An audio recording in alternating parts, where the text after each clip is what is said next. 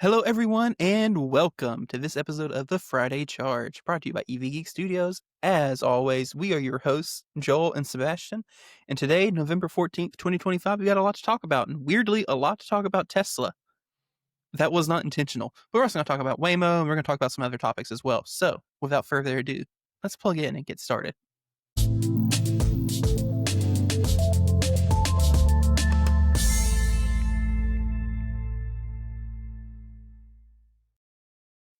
All right, starting off, another charging network is added to Google Maps. So I only put this in here because if you will recall, about 2 weeks ago, I was pretty pumped and jazzed because Electrify America started showing real-time station status in Google Maps, which was a huge win for anyone who's using Google Maps in CarPlay or Android Auto, and a huge win for those who drive cars with Android Automotive and therefore are forced to use Google Maps, especially for route planning. And now I'm pumped to share that Tesla has joined the party, and Tesla Supercharger status is now available on Google Maps as well. So again, this is another victory for Google Maps users and another cog in the opening of the Tesla Supercharger network to everyone. And on that topic, Volkswagen is finally getting access, for real this time. Woohoo! I think the only one left at this point is like BMW. Yeah, because I just read somewhere Toyota's has had access for a while, correct? Yeah. Yeah. I think BMW, but you talk about this story and I'll look it up. So Yeah, so anyway, this is just cool to me. I've seen a lot of people talk about this might be the beginning of the phase out of PlugShare. I don't know that I super agree with that. I think PlugShare will be kind of the go-to number one source for level 2 charging for the foreseeable future because there's a lot of dumb level 2 chargers out in the wild that are open to the public. And Google Maps won't know anything about a dumb charger unless someone goes to Google Maps and adds it. That said, I've also seen, I think Apple Maps uses PlugShare API to put charging stations in Apple Maps because level 2 chargers and stuff that pop up in Apple Maps a lot of times are from PlugShare. So anyway, I just think it's interesting. I would be curious if you think this is going to be the death of PlugShare because I also think PlugShare has a lot of value in the whole review and rating system.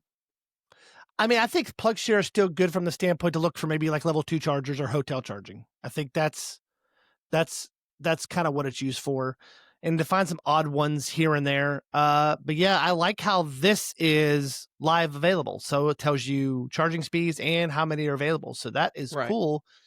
We may have to maybe try this on our trip tomorrow and see what happens. I won't be using Google Maps. I'll be using a better route planner. That's what I Sorry. figured. So we can.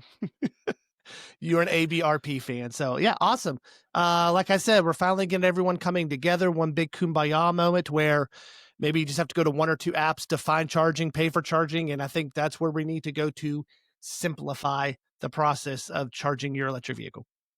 Yeah, for sure. Moving on. Another Tesla story. Tesla's doing rentals now. So this was a bit of an odd one to me. Tesla in select markets is now going to offer vehicle rentals. At select stores, customers are able to rent any of their models for 3 to 7 days, and they include free supercharging and FSD for the length of the rental. Pricing starts at $60 a day for Model 3 and Y, $75 a day for Cybertruck, and $90 a day for S and X. If you decide that you want to order a new Tesla within a week of renting one, Tesla will give you $250 off your purchase. There are a couple other stipulations in there. If you rent the Tesla, it can't leave the state. So there's not going to be any renting it, doing a cross-country road trip, and then returning it at a different Tesla store, and getting free supercharging the whole time. Sorry, Kyle. Yes, Kyle, you cannot do that. But this was an interesting move to me because how long I have questions like how long will a rental stay in the fleet before it gets sold as a used vehicle, or are they going to sell it as a demo vehicle? Are they going to are Tesla service centers? I'm assuming this is being done at service centers and showrooms. Mm-hmm. Are the staff going to be equipped or available to do their normal job and now have to clean cars after rentals? All right, oh yeah, I forgot about that. Yeah, I have to clean them up. I mean, I guess they don't. I've seen some horror stories on the internet of some pretty nasty, trashed service loaners. So, yeah. Well, I mean, the nice thing is most of these or some of these Tesla service centers or showrooms are at former dealerships. So hopefully they have the tools or the equipment if they have to wash these. that they can. So what you're saying is a minimum of 3 days. You have to at least get it 3 days, correct? Yes. So you can't just Because rent it for a technically day. 2 days could be a demo drive. That's right. That is right. Never thought about that. So Yep. interesting. So yeah, that's pretty awesome. I mean, it costs you about $50-$60 to rent a car anyway. So if you're going somewhere and you're going to be spending 2 or 3 days there, and you can get to where Tesla is or the showroom, yeah, it's a pretty cool idea. Yep. More And butts in speaking of seats. getting to the Tesla showroom, Waymo is expanding its features and its locations. This week, Waymo expanded its service map of the Bay Area, now allowing you to go from San Francisco to San Jose, which, when I was looking earlier, it's about 60 miles-ish from tip to tip. There's a euphemism in there somewhere. Anyway, Yep. but I think there's something way more important to this story. In the Bay Area, LA, and Phoenix, Waymos are now able to drive on the freeway, which should clutch. drastically reduce the amount of time needed to get from point A to point B, obviously. And therefore, that should increase rider throughput in these cities, because now the cars will have less time on the road with people in it, and therefore have time to have more people cycle through them. Waymo is planning to expand this to Atlanta and Austin in the future, but they didn't have a timeline for that yet. And so, yeah, I just was like, this would have been real handy when we went to LA about a month ago. We took a lot of Waymos and we did a lot of city street driving, which, we got to see a good part of LA, which was cool. Yep. But definitely some of those trips could have been faster if it would have hopped on a freeway. Yeah, we had to take almost like an Uber from our hotel 5 miles down the road to where we could get a Waymo. Not even 5 miles, like 2 miles. Yeah, we were literally like 2 miles away from their area, and then hop in a Waymo to do the rest of the driving. So according to this electric article, looks like they're planning on expansions in cities like Dallas and Nashville, and then other regions possibly are Miami and Washington. So Interesting. Waymo is expanding, which is good. So that's not. And we good. know that they also plan to expand in New York City as well. Yep. So I right actually now saw one testing on the road when I went there about 2 weeks ago. So right now it looks like they're in Atlanta, Austin, Los Angeles, Phoenix, and San Francisco. Yeah. That's the areas they work in now. So pretty cool. Our experience with the Waymo has been fine, except for the one smelling like weed, but that was not on them. It's LA. It's kind of on them. They should clean the cars or something. Yep. I don't know. It, again, rings in that question of how often are these cars getting cleaned? Are they getting... Yeah, I don't know. It's interesting. Yep. Moving on. Tesla's first U.S. battery plant is now officially open. On Wednesday, Toyota began battery production at its new North Carolina facility, seeing the first cells roll off the line. This is Toyota's first battery plant outside of Japan. Along with its announcement, Toyota did announce that they plan to invest another $10 billion into U.S. auto operations. Toyota expects the new plant to produce up to 30 gigawatt hours of cells annually, and the automaker is currently planning to use these cells in its new hybrid lineups, as well as its upcoming 3-row SUV that has not been announced yet. Toyota currently is operating 13 production lines at the factory. However, they do state that they plan to add more by 2030. This new plant was a nearly $14 billion investment for the company and is expected to employ 5,100 people. Wow. So just a little bit, another little news on Toyota. It made our mini charge episode this week. The Toyota Hilux is now a truck. It's now an all EV model. Well, they have an all EV model. It will not be coming to the US or Canada, but it will be coming out in Europe. And 150 miles of range on WLTP cycles. So not a lot of range on that. Yeah, WLTP is generous. So 150 they're saying on it. And what's the battery size on that? I can bring up the notes here. Let me bring up the notes from that episode, and I can let you know if I don't have it. In fact, I can just probably look it up here. Yeah, I was Googling. Yeah. It's not 54. 60 kilowatt hour is what? Yeah, Inside 59 EV posted? 59.4, something like that. So yeah. They're also going to do a diesel and then a hydrogen fuel cell as well. Yep. Interesting. So I'll share here, share a little picture here. My thing doesn't want to do picture anymore, Sebastian. So you can be making funny faces at me, and I don't know. Share. Oh, screen going off the rails here already. That's so interesting. Boom! There it is. They say 150 kilowatt from a DC fast charger. Yep. it looks sweet looking. I wonder why they would put such a small battery in it. Nope, they have a hydrogen model coming in 2028. So, yep. 59.2 kilowatt. Produces 150 pound of torque. I mean, they're saying it's kind of built for off-road. You got a 1,500 payload, with off-road capability. So, yeah. I mean, it looks really cool. It Yeah. looks like a Ranger is what it looks like to me, but I mean, it looks cool. I yeah, don't understand why they would choose that battery size. I mean, even the new BZ has a yeah, bigger battery than that. Like Toyota has other battery packs in their arsenal. yeah.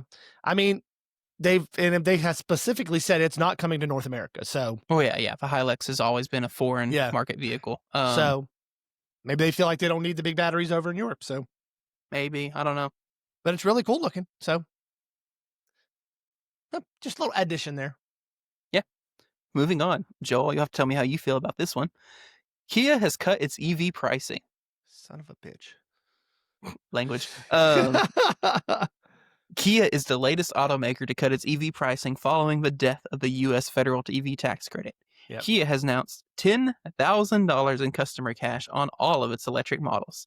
This means you, in theory, could get a Niro EV starting right around 30 grand. It's like 29 and some change. An EV6 short range, so a small battery, for 33, and an EV9 short range at 44. So I have a discussion question for you, Joe. I'm curious to hear your thoughts. Yes, you hear With away. all of these automakers suddenly cutting their EV prices, do you think this is just an effort to move cars that are already on the ground? Profit be darned? Or do you think this is a sign that the prices were artificially high in the first place just because there was a federal tax credit? I mean, if the prices were artificially high, then we wouldn't see these manufacturers taking huge losses on their electric models. I mean, we see Ford and Chevy announce profits, but then they're in the red when they talk about their electrification program. So, no, I honestly think it's to move cars. I honestly think that's what it I've is. seen a lot of conversation also saying that they're able to do this now because a lot of the tech is getting cheaper. Yeah. We're starting to get to the point where batteries are getting more affordable, especially as they bring in-house manufacturing over and things like that. And so, yeah, I'm just curious. It's like if the automaker has the room to cut 10 grand off a price, I mean, are they just losing another 10 grand off every car sold? Like, what is the actual margin structure here? Or they may be able to maybe lower the margin. Instead of losing 10 grand off a car now, maybe they're only losing 2 or 3. So maybe they'll Right. cut that margin. But if that's the case, they could have just dropped it 8 grand. So yeah, I Right. just see this as a marketing ploy to move some of these vehicles, maybe for the end of the year. It doesn't say how long this is going to last. I'm looking at this article now. It just says it starts in November. But it usually doesn't say. It says Honda recently announced discounts nearing $17,000 on this Prologue. Yeah, I think that was a lease deal incentive type situation. Yeah. Not just a 10,000 across the board, no Yep. matter how you buy the car. Yep. I did see Kia is also doing, just if you're curious, I think 0% for 72 months Yep, I just read on that the too. EV6 and 0 for 60 on the EV9, which that combined with the $10,000 customer cash. I'm sorry, Joel. Well, we just recently talked about a few weeks ago, Hyundai lowering their prices too in their cars. It Mhm. wasn't this much, but it was pretty substantial. I think anywhere from like Right. $5,000 to $8,000 they lowered their price. So Right. I don't know. Maybe Kia has saw some manufacturing woes and they were able to get this price down. Especially on models like the EV9, which are pretty pricey. So $10,000 Right. off an EV9, that takes that 50. The base of my car was 57,000. So you take that, that's now 47. Or actually, the base was maybe 63 with Which discounts. 40 Was 50 south. I mean, 43 is that's not 53 is not bad. 50,000 is that's not a bad lot for of that. car for the price, yeah. That's a lot of car for the Um, price. Yep. all right, moving on. Joel, Tesla might be bringing a shocking new feature to its cars. And what would that be, Sebastian? So this might be hard to believe, so make sure you're sitting down if you're listening. Yes. Sorry, I just had to say it. I know it's corny. According to a report published by Bloomberg, they have heard from internal sources that Tesla is working to add Apple CarPlay to its cars. There's not many other details on this, but it's reported that it would exist as a window on top of the usual Tesla interface, and it would be wireless. It stated that this would not be the new CarPlay Ultra, which, for those unfamiliar, CarPlay Ultra is the new version that pulls things like HVAC and gauge clusters, etc., in CarPlay. And just this is just wild to me for a few reasons, and I'm also filing this in the "I'll believe it when I see it" category because you know how leaks are. So, but just for starters, Tesla software is legitimately great and has been good enough for the longest time that has been the justification for them not using CarPlay. And we have made the same argument. If the car's software is good enough, you don't need phone projection. True. If you can do everything easily from the car, you don't need you don't need it. If you can pull up your Spotify, your Apple Music, your Tidal, your whatever, do that. You can use the car's maps. You have your phone connected for phone calls over Bluetooth, which is all you need for phone calls. Like you don't anyway. And so that's the one argument.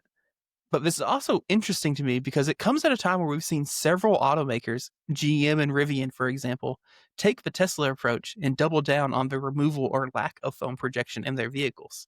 GM just recently said that they're removing it now from all of their cars, not just their EVs, and has pretty much doubled down. It's like, no, it's happening. And has pretty much said on paper, like verbatim, it's because they want you to use the built-in system and have to pay for data and whatnot. Which I mean, is ultimately what this is. Tesla does premium connectivity, Rivian does their premium connectivity. It's all just a way to kind of get you for another however much money for the convenience of using a connected system. I believe all these systems do allow you to connect to Wi-Fi, so you could, in theory, phone hotspot and use the Wi-Fi off your phone instead of paying premium connectivity. But they know most people are I don't know any other way to put it, just too lazy to do that. It's like I would forget half the time to turn my hotspot on. It's just the nature of the beast, right? And so, yeah, I just thought this was interesting if it comes out and it's true. Yeah, I mean, I don't know what point it doesn't make sense because you can already through Tesla access Apple Music and Apple Podcasts. So I don't know what other feature you would need. I think it's just people are diehard. Oh yes, we see it in our comments. The Bolt came out and we saw comments, no CarPlay, no Android Audio, I'm done. So interesting though, no Android Audio, just Apple CarPlay, correct? Right. Or at least that's all that's been leaked. Yes. That's interesting.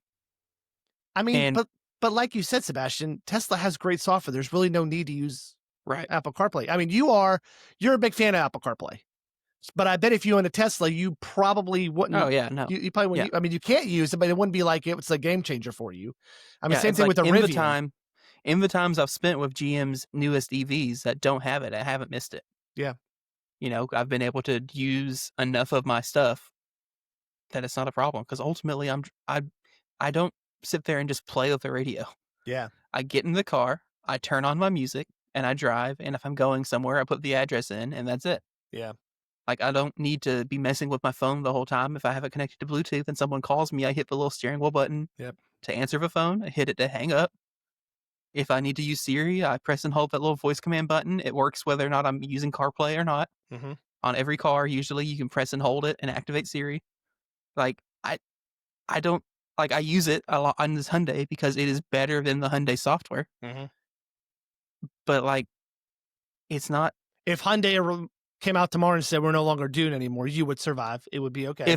If the Hyundai had Spotify on it, then I wouldn't need it. Like, I literally only really use it because that's the only easy way for me to play music on my car. Yeah. Because, like, yes, I could Bluetooth to the radio and play music that way, but I can't look at playlists or whatever. But, if it was built into the radio, like a GM car with Android Automotive, and I could just open the Spotify app, you wouldn't have to worry about it. What did I need it for? Yeah. And Apple has Spotify, Tidal, they got all that stuff in there that you can listen to. So, I mean, I don't know. Maybe they're trying to reach a broader audience, but for me, it just really doesn't make sense.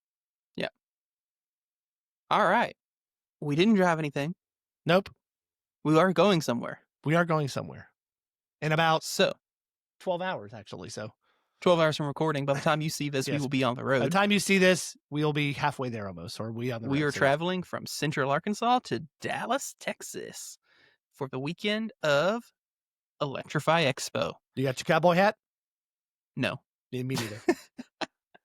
So for those watching or curious and might be local or want to go or whatever, we will be at Globe Life Field for Electrify Expo on Saturday and Sunday. If you see us, say hi.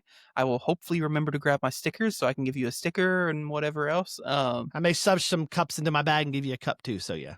No promises. Yeah. But I would love to, if you see me, say hi. Yep. I would, I like being recognized by people. It makes me feel like I'm big and famous.